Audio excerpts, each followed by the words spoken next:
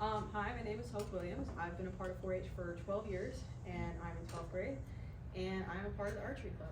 And today I'll be presenting, I'm in front of it, film photography. Today we'll be going over what is film photography, types of film processing, and darkroom printing / development. So we'll start out with what is film photography.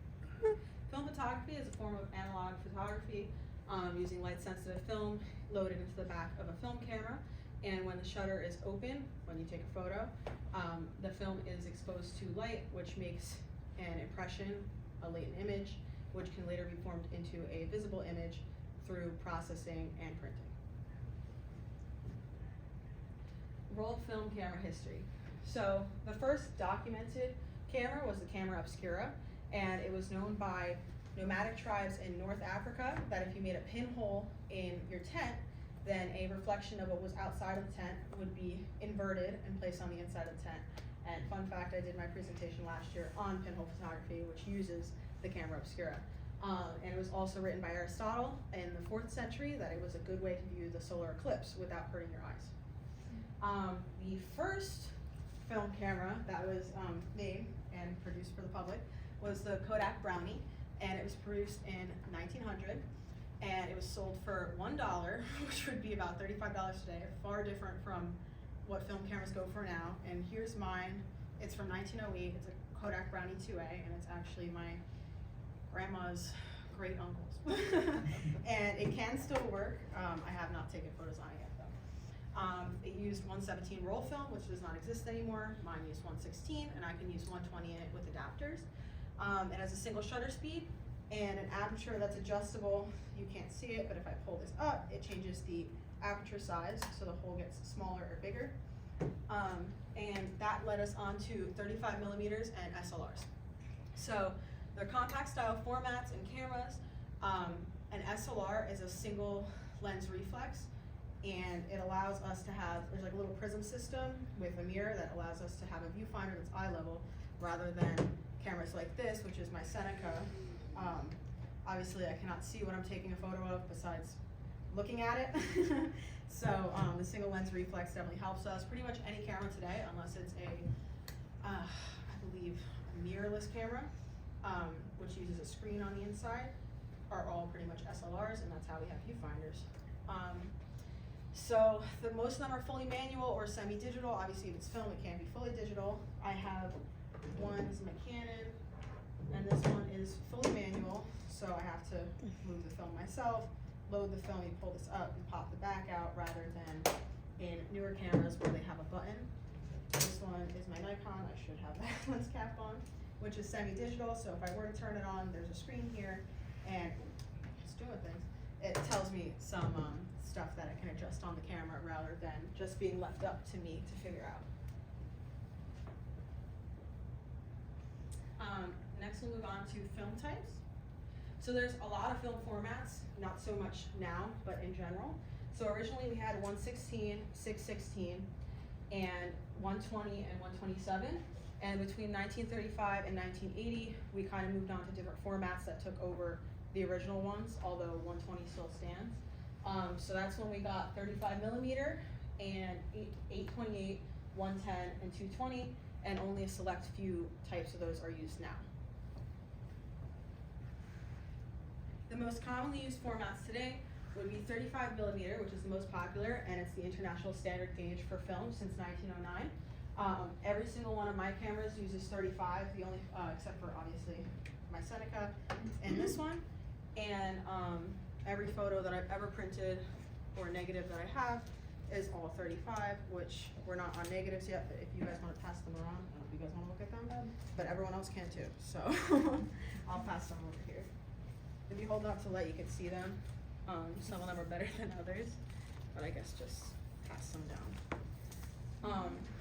120 film is also commonly used. It was introduced in 1901 for the Kodak Brownie. However, mine didn't use it. And it's still widely used today, but mostly for older film cameras. Most modern cameras are not made to take 120. It was popularized by the Holga type camera, which was the first massively produced toy camera, which a lot of professionals enjoy today because it has light leaks and it creates very interesting photos, even though they're not the best.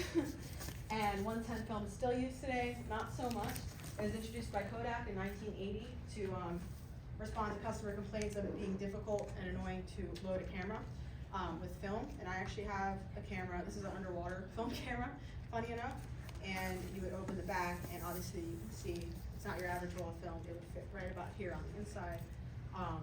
And it's not too common, but it's still made today. ISO, so the ISO is very important when it comes to film and choosing what film you want to use. It stands for International Organization of Standardization. The ISO number represents the light sensitivity of your film, and the higher the number, the more sensitive it is to light. So 100 to 200 is good for sunny skies, like clear skies, bright outside, not really indoor photos at all because it's not very light sensitive. 400 I highlighted it because it's my favorite. It's good for overcast, any sort of weather as long as you're outside, because indoor lighting, fluorescent lighting doesn't react the same on film as outdoors does. So you can still use it inside with the flash, not too great though. 800 is good for indoors, action, low light, same with sunny, and 1600 is also good for night, low light, and action more so than any other one. However, the higher the ISO number gets, the grainier the pictures are going to be. So I always shoot with 400. And my favorite film, I have an open destroyed canister from me developing it, is Ilford HP5 Plus. I love this stuff. It's great. I've never had a problem with it, and I always use 400. And it's the easiest for me to develop because it's what I know how to develop.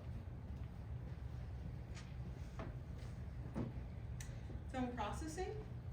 Why do we process film? So film is coated in a light-sensitive emulsion. It's made up of light-sensitive components, which are suspended in gelatin, and obviously the film is coated in it. When the photo is taken, the film reacts to the levels of light that have hit it, but it's a latent image that is created on it, so until it is processed, you will not see anything. I had a roll over there, I guess I forgot it. Here. When you take a photo and when the film is dead, it's always gonna look the same. So this is a gelatin emulsion. If there was a photo on here, which there couldn't be because it's exposed right now, but if there was, it would look like this until it was developed and the emulsion was wiped off of that. Processing film transfers the photo from being latent to visible, and it creates a negative. It also makes the film insensitive to light, so it can't get exposed again.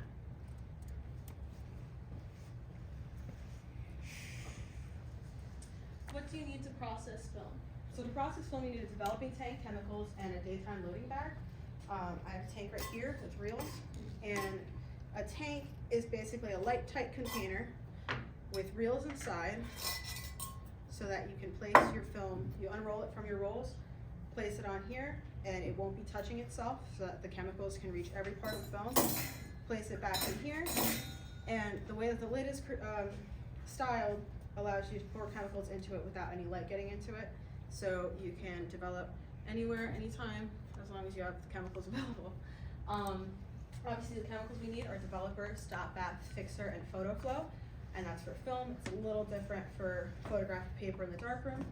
And then a daytime loading bag. So daytime, daylight loading bag, either or, is this giant black bag that has holes for your hands to go into, and it allows you to open up your film rolls, place it on the reels, not in a dark room, because even a dark room is sometimes not fully dark enough to take your film out and it might get exposed. And how do we process film? So first off, you're supposed to gather your necessary materials. Obviously, you do not want to open any film up inside this bag if you don't have everything that you need. So usually you'd place this on the table, you'd open this up, there's a zipper here, you would unzip that, and I would place my reels with my canister inside of my bag, my film roll inside of here, and make sure I have all my caps and everything. And then I would zipper this shut, put my hands inside, and then without being able to see a thing, you have to open your roll of film, unroll it, get it off of the centerpiece of your roll, and then roll it onto the reel without letting it touch itself. And then if it is touching itself, it won't come out, or you just kink your film and ruin it. but luckily I got pretty good at it, so I've never actually messed up a roll of films. And I love doing it, so I will put up with it. But yes, so you place all your stuff into the bag, roll it onto the reel, make sure you cover that container before you're opening up that bag or taking your arms out. And once everything is shut, you can remove it from the bag, remove yourself from the bag, and you can go on to chemical processing. So chemical processing includes using, as I had said, developer, stop bath, fixer, and photo flow, respectively, and they each have their own times. So if I was going to do 7 minutes of developer, depending on the temperature of the developer and what film I'm using, every 30 seconds for 5 seconds, I would agitate my bath, usually like this. And once it's done, I'll dump it out, and then I have a water bath in between each chemical. And once I hit fixer and I'm done with fixer, I can open up the whole lid, pour it out, and do the photo flow with no lid. It will not react to light anymore, which is great. And then the last step is to remove it from the canister, remove it from the reel if you have a cabinet to dry it in with a fan. If not, you can also use a reel dryer. There might be a fancier name for that, but you just shove it in a little tube and it blow dries your film, and you can undo it and cut it into strips like I have here. This is not the best example, but it's the one I kept because I did not really store that properly, but this has nothing on it. To store your film, you cut it into rows of 5 and place it in a negative print file so that your stuff doesn't get messed up and you can always use it to print. Speaking of negatives, what is a negative? A negative is a color inverted image. So the lightest areas of your actual photo will appear the darkest on the negative, same way around. So darkest areas would be the lightest on there. This is because where the least light comes into contact with the film, the less it will react. So if on your actual photo there's a bush and that bush is not as bright as the sun behind it, then the bush is gonna not make it react so much, so the bush is gonna look a lot lighter on the film rather than darker. And when you print it in the enlarger, it'll be inverted onto the photographic paper. Darkroom printing. What is a darkroom? A darkroom is a room that excludes natural light and allows you to handle light-sensitive things such as film and photographic paper within it and develop them without exposing them. A darkroom is lit by a safe light, which is usually red, as you can see in here, which allows you to see while not exposing the photos. And how do we print? With the use of an enlarger, you can project your negative onto the photographic paper. It usually has little feet or teeth that you can place the negative into, and it'll project it, you focus it, you place your photographic paper on the table, and when doing so, we usually make test strips. So, if you guys also want to pass these around, I'll just explain it real quick. We usually do it in increments of 5, so this would be 5 seconds of exposure, this would be 10, this would be 15, and so on. And from there, I would decide what was the correct amount of exposure to make my photo look balanced. And from there, I would use a printing easel. And with a printing easel, I can get this cute little border. I don't always have to get a border, but it holds down the paper flat and allows me to print evenly on my paper without any problems.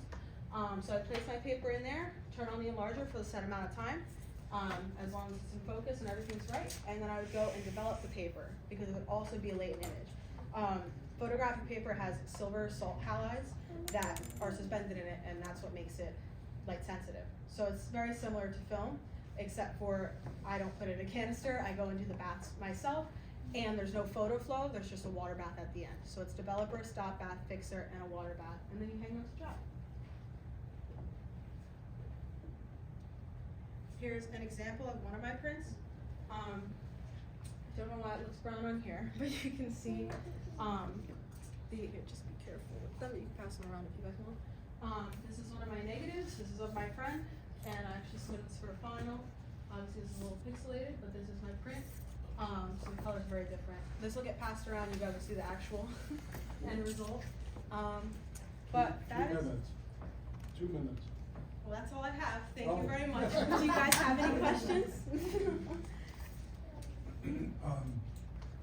This is analog printing. Yeah. What do you think about digital? Digital photography. I have a story, a really quick one.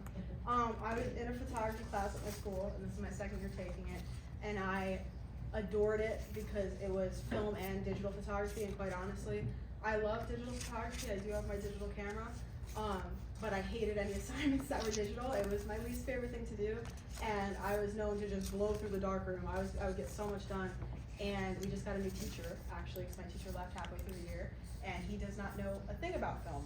So he did let me set up the darkroom to do stuff by myself. However, now it's fully digital. So I'm learning to like more of the editing and all that stuff that goes into it. However, when it comes to digital photography, I like to just take them on my camera because they come out nice, but I don't want to deal with all the digital edits. I really like that in the darkroom you can do the same thing with dodging and burning, so you can block out certain areas so that other ones are brighter, or fix the exposure manually, because I like what goes into that. And I have very much respect for digital photographers, but it's not You think the totally results my are thing. better? What? Do you?